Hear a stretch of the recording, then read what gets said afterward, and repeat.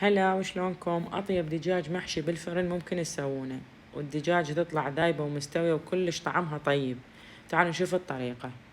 مكعب زبد راح أضيفه بالمايكرويف لحد ما يسيح، بعدها راح أضيف عليه زيت زيتون قليل، وأضيف عليه عصير ليمونة كاملة، وأضيف عليه مجموعة من البهارات والملح، راح أذكر لكم إياها أسفل الفيديو، وأضيف عليه قليل من الخردل وقليل من الصويا صوص.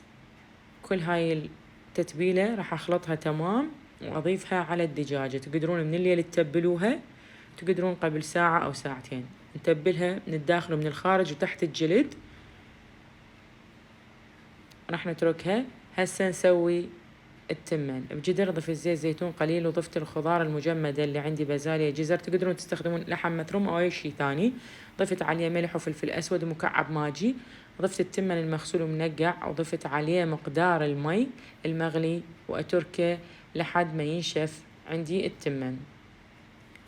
من نشف عندي التمن راح أخذ منه كمية حتى أحشي الدجاجة، والباقي راح أغطيه وأتركه يتهدى ويستوي.